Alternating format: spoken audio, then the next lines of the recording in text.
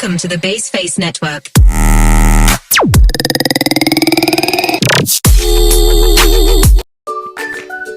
Bismillahirrahmanirrahim. Assalamualaikum warahmatullahi wabarakatuh.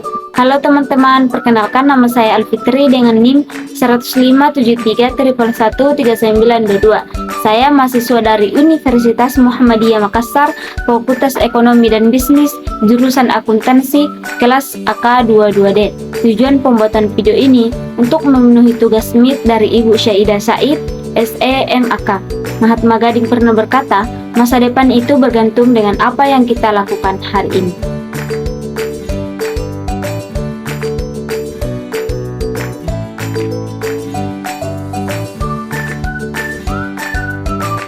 Nah, sekarang kita masuk ke pembahasan. Yang akan dibahas yaitu mulai dari bab 1 sampai bab 7. Bisa kita lihat. Nah, itulah poin-poin yang akan dibahas hari ini. Nah, yang pertama, kita akan membahas bab 1 yaitu sistem informasi kegiatan bisnis dalam global saat ini. Bisa kita lihat ada 5 poin yang akan saya bahas. Yang pertama yaitu sistem informasi. Sistem informasi atau informasi system dapat didefinisikan sebagai serangkaian komponen yang saling berhubungan yang mengumpulkan atau mendapatkan pemrosesan, penyimpanan, dan mendistribusikan informasi dalam pendukung pengambilan keputusan dan pengawasan di dalam sebuah organisasi. Nah, itulah pengertian dari sistem informasi. Yang kedua yaitu bagaimana sistem informasi mengubah bisnis. Saya akan menjelaskan tentang bagaimana sistem informasi mengubah bisnis. Seperti yang terjadi pada bidang teknologi, di mana platform cloud computing berkembang sebagai inovasi utama di bidang bisnis dan dampaknya dalam bisnis, terdapat sebuah perkumpulan komunikatif antar komputer mulai menjadi hal yang biasa bagi komputer perusahaan-perusahaan. Selanjutnya, perubahan pada bidang manajemen di mana aplikasi intelijen bisnis menjadi semakin cepat dan dampaknya dan bisnis dapat kita menganalisis data dan akurat. Penyajian data yang interaktif dan dapat diakses di setiap saat. Terakhir, perubahan yang terjadi pada bidang organisasi dapat menciptakan nilai tambah bisnis dan dampak bisnis. Sumber daya bisnis beralih dari produk menjadi solusi, dan pengalaman dan sumber-sumber internal menjadi jaringan pemasok dan kolaborasi dengan pelanggan. Nah, yang ketiga yaitu hubungan antara sistem informasi dengan globalisasi. Hubungan antara sistem informasi dan globalisasi sangat erat. Globalisasi mengacu pada integrasi ekonomi, politik, dan budaya di seluruh dunia. Dengan adanya sistem informasi yang canggih, bisnis dapat menjadi mudah berkomunikasi dengan mitra bisnis di negara lain, mengelola rantai pasokan global, dan beradaptasi dengan perubahan pasar global dengan lebih baik dan cepat. Secara keseluruhan, sistem informasi menimbulkan peran yang sangat penting di era globalisasi dengan meningkatkan efisien, meningkatkan pengambilan keputusan, dan meningkatkan kualitas layanan pelanggan, memfasilitasi kolaborasi, dan memungkinkan akses ke pasar global. Nah, itulah pengertian dari hubungan antara sistem informasi dengan globalisasi. Dan yang keempat yang akan saya bahas yaitu tantangan dan peluang yang terkait dengan globalisasi. Tantangan globalisasi yaitu ketimpangan ekonomi, tantangan bagi mahasiswa di bidang bisnis. Peluang globalisasi, pertumbuhan ekonomi dan investasi. Poin yang terakhir yaitu tujuan bisnis strategi dari sistem informasi, yaitu ada 6. Yang pertama, keunggulan operasional, dan yang kedua, produk, layanan, dan model bisnis baru, dan yang ketiga, hubungan pelanggan dan pemasok. Yang keempat, pengambilan keputusan yang semakin baik, dan yang kelima, keunggulan kompetitif, dan yang terakhir yaitu 6, keberlangsungan usaha. Nah, itulah tujuan bisnis strategi dari sistem informasi. Selanjutnya kita akan membahas bab 2, yaitu bisnis elektronik dan kerja global. Baik, bisa kita lihat poin-poin yang akan saya bahas. Yang pertama yaitu pengertian bisnis elektronik. Bisnis elektronik adalah jenis bisnis yang menggunakan teknologi elektronik dan internet untuk melakukan transaksi bisnis. Ini mencakup berbagai model bisnis seperti marketing, line map, dan banyak lagi. Bisnis elektronik memungkinkan perusahaan untuk beroperasi secara global, mencapai pelanggan di seluruh dunia, dan mengurangi ketergantungan pada lokasi fisik. Nah, selanjutnya yaitu poin kedua, yaitu proses bisnis dan teknologi informasi meningkatkan proses bisnis. Ada dua, yaitu proses bisnis dan sistem informasi, dan yang kedua bagaimana teknologi informasi meningkatkan proses bisnis. Saya akan menjelaskan poin pertama, yaitu proses bisnis dan sistem informasi. Proses bisnis adalah kumpulan kegiatan yang dibutuhkan untuk menghasilkan suatu produk atau jasa. Kegiatan dan didukung oleh aliran material, informasi dan pengetahuan dari berbagai pihak yang terlibat dalam proses bisnis. Proses bisnis juga mengacu pada cara yang unik di mana organisasi mengkoordinasikan pekerjaan informasi dan pengetahuan serta cara-cara yang dipilih manajemen dalam mengkoordinasikan pekerjaan. Dan yang kedua yaitu bagaimana teknologi informasi meningkatkan bisnis. Tepatnya, bagaimana sistem informasi meningkatkan proses bisnis. Sistem informasi mengoptimasikan banyak langkah dalam proses bisnis yang sebelumnya dilakukan secara manual, seperti memeriksa kredit klien atau mencetak tagihan dan mengirim pesanan. Namun sekarang teknologi informasi dapat melakukan lebih banyak lagi. Nah, itulah proses bisnis dan teknologi informasi meningkatkan proses bisnis mereka. Nah, yang ketiga yaitu bisnis, commerce, dan government. Nah, di sini saya akan membahas yaitu bisnis elektronik atau elektronik bisnis dan bisnis, mengacu pada penggunaan teknologi digital dan internet untuk menjalankan proses-proses bisnis utama dalam suatu perusahaan. Bisnis meliputi aktivitas koordinasi dengan pemasok dan rekan bisnis lainnya. Bisnis juga meliputi perdagangan elektronik atau electronic commerce atau commerce. Terakhir yaitu fungsi sistem informasi di dalam bisnis. Sistem informasi dapat menyimpan log aktivitas penting. Log aktivitas tersebut menyimpan berbagai problem yang dialami perusahaan. Dan itulah 4 poin yang bisa saya bahas untuk bab ini. Selanjutnya bab 3. Nah, selanjutnya kita masuk ke bab 3, yaitu sistem informasi, organisasi, dan strategi. Di sini saya akan membahas tentang yaitu organisasi dan sistem informasi. Sistem informasi dan organisasi saling mempengaruhi satu sama lain. Sistem informasi dibangun oleh manajer untuk melayani kepentingan perusahaan. Nah, yang kedua yaitu ciri-ciri organisasi. Di sini saya akan membahas ciri-ciri organisasi. Yang pertama yaitu rutinitas dan proses bisnis.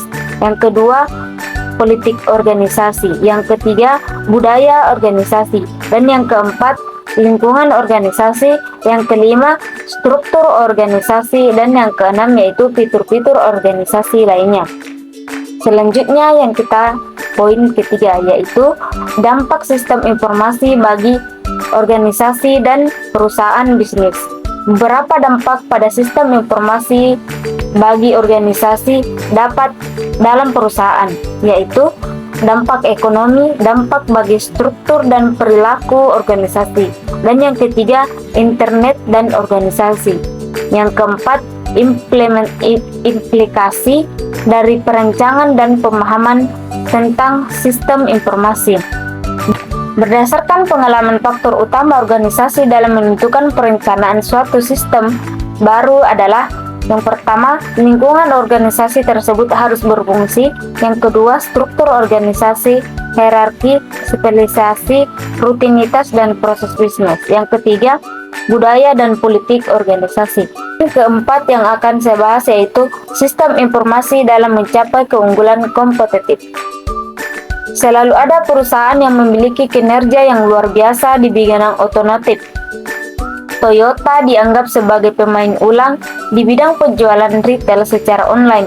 Amazon adalah pemimpinnya di bidang retail. Walmart yang memimpin sebagai perusahaan retail terbesar di dunia. Selanjutnya, poin keempat yaitu sistem informasi dalam mencapai keunggulan kompetitif. Selalu ada perusahaan yang memiliki kinerja yang luar biasa di bidang otomotif. Toyota dianggap sebagai pemain ulang di bidang penjualan retail secara online. Amazon adalah pemimpinnya di bidang retail. Walmart yang memimpin sebagai perusahaan retail terbesar di dunia. Terakhir, strategi sistem informasi terkait daya kompetitif. Strategi sistem informasi terkait daya kompetitif yaitu ada 4 strategi umum yang masing-masing menggunakan sistem dan teknologi informasi, biaya kepemimpinan, manajemen yang rendah, diferensiasi produk, fokus pada ceruk pasar, serta meningkatkan keakraban dengan pemasok atau pelanggan. Yang pertama yaitu biaya kepemimpinan manajemen yang rendah. Yang kedua, diferensiasi produk. Yang ketiga yaitu fokus pada ceruk pasar. Nah, di bab ini kita akan membahas tentang isu sosial dan etika dalam sistem informasi. Di sini saya akan membahas 3 poin. Yang pertama yaitu memahami masalah etika dan sosial yang berkaitan dengan sistem. Etik mengacu pada prinsip-prinsip benar salah mengenai apa yang dilakukan seseorang individu sebagai makhluk moral yang bebas, yang digunakan untuk membimbing perilaku sistem informasi, menimbulkan pertanyaan-pertanyaan etik baru bagi secara individu, baik secara individu maupun masyarakat, karena menciptakan peluang dalam melakukan perubahan sosial yang mendalam dan sekaligus mengancam ekosistem distribusi kekuasaan, uang, hak, dan kewajiban. Poin kedua yang akan saya bahas yaitu etika dalam masyarakat. Etika merupakan perhatian yang bagi manusia yang memiliki pilihan. Etik adalah tentang pilihan seseorang. Yang pertama yaitu konsep dasar. Responsibilitas, akuntabilitas, dan liabilitas. Responsibilitas, pertanggungjawaban, adalah elemen utama yang tindakan etika. Sedangkan responsibilitas mengandung arti bahwa Anda menerima kemungkinan biaya yang akan timbul, tugas dan kewajiban atas keputusan yang Anda buat. Akuntabilitas adalah fitur dari sistem dan institusi sosial. Hal tersebut berarti ada mekanisme yang sesuai untuk menentukan siapa yang bertanggung jawab mengambil tindakan, siapa yang bertanggung jawab terhadap keputusan tersebut. Dan yang ketiga yaitu liabilitas, merupakan peluasan dari responsibilitas yang mengarah lebih jauh ke bidang hukum. Dimensi moral dalam sistem informasi. Yang pertama yaitu hak informasi, privasi, dan kebebasan di era internet.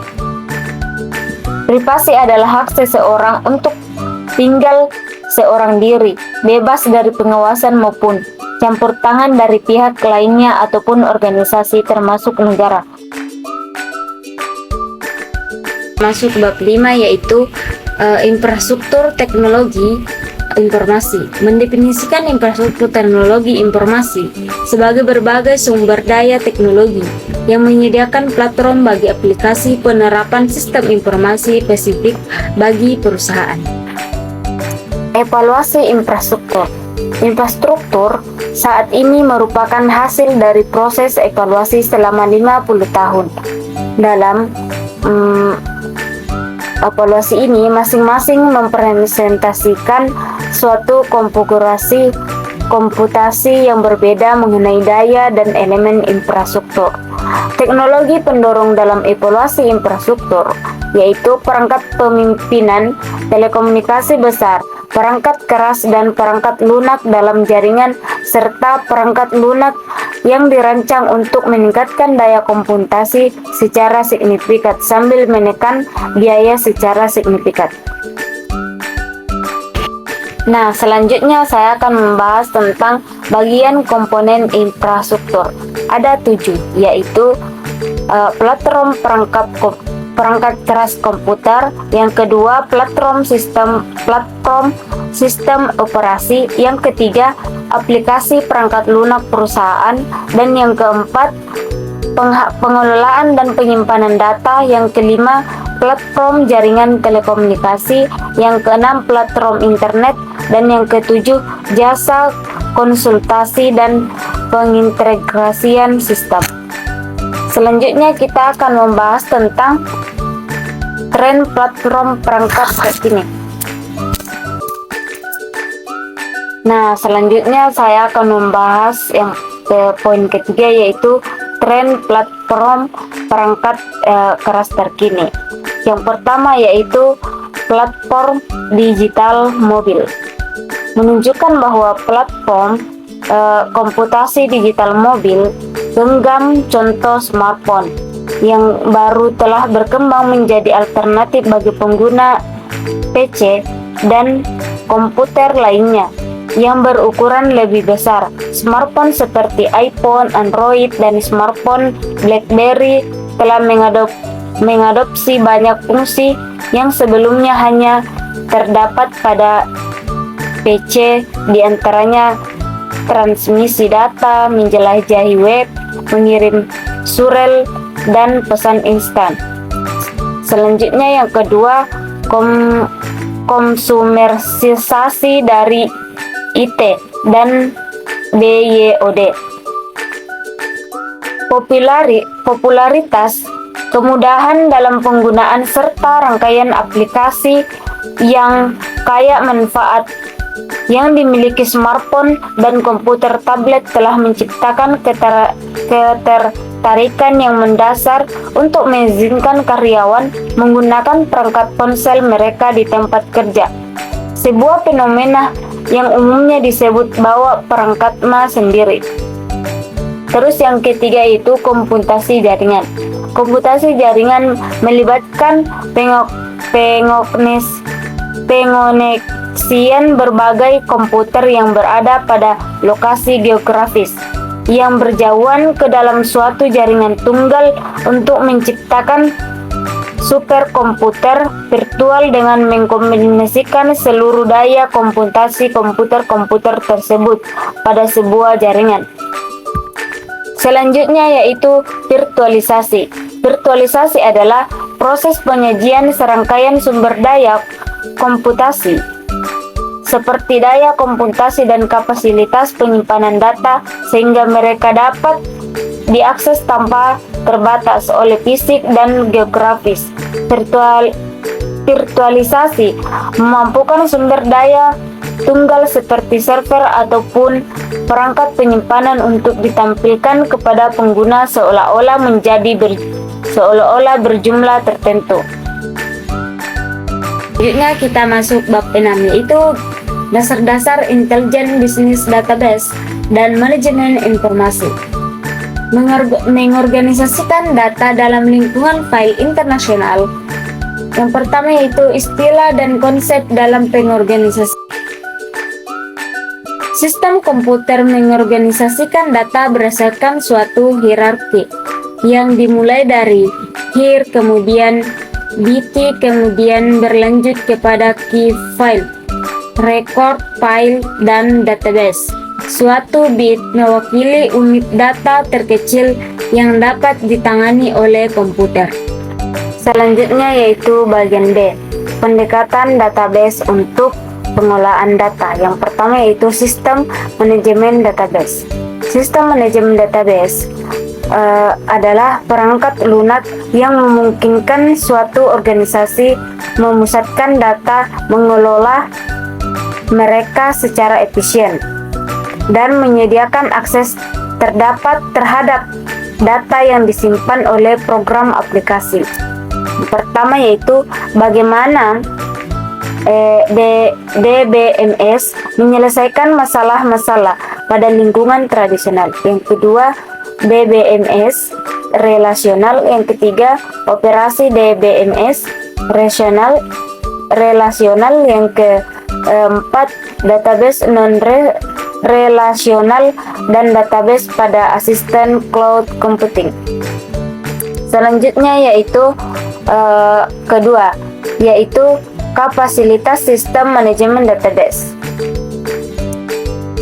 DBMS memiliki kapasitas definisi data untuk memspesifikasikan struktur konten database, meminta data dan melaporkan. Sebagai besar, DBMS memiliki bahasa tersendiri disebut bahasa manipulasi data yang digunakan untuk menambah, mengubah, menghapus, dan mengambil data pada database. Selanjutnya yang ketiga yaitu merancang database. Database memerlukan rancangan konsep maupun fisik. Rancangan konseptual atau logis dari suatu database. Nah, terus yang ketiga yaitu memanfaatkan database untuk meningkatkan kinerja bisnis dan pengambilan keputusan. Yang pertama yaitu tantangan dalam menangani besarnya volume. Istilah data besar untuk menggambarkan rangkaian data dengan volume sangat besar yang melampaui kemampuan DBMS dalam mengelola penyimpanan dan menganalisis data tersebut.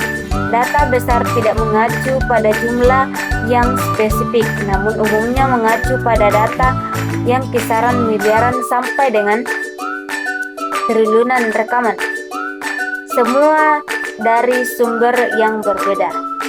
Selanjutnya yang kedua yaitu infrastruktur intelijen bisnis. Infrastruktur dari intelijen bisnis terkini memiliki rangkaian perangkat untuk memperoleh informasi-informasi yang diperlukan dari berbagai jenis data yang berbeda pada organisasi bisnis masa kini. Nah, selanjutnya kita masuk ke bab 7. Nah, di bab 7 ini kita akan membahas tentang telekomunikasi, internet dan teknologi nirkabel. Di sini saya akan membahas tentang beberapa poin, yaitu apa itu telekomunikasi dan jaringan komputer. Telekomunikasi. Sistem telekomunikasi adalah kumpulan praktik keras dan lunak yang diatur untuk mengkomunikasikan informasi dari satu lokasi ke lokasi lainnya. Salah satu bidang dalam telekomunikasi yang saat ini sedang banyak digunakan oleh masyarakat adalah jaringan nirkabel dan internet.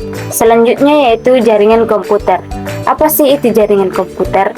Sebuah komputer server adalah sebuah komputer di jaringan yang melakukan fungsi penting jaringan untuk komputer klien, seperti melayani laman web, menyimpan data, dan menyimpan sistem operasi jaringan, dan dengan demikian mengendalikan jaringan. Perangkat lunak server seperti Microsoft Windows, Surface, Linux, dan Novel Open Interface Server adalah sistem operasi jaringan yang paling banyak digunakan saat ini.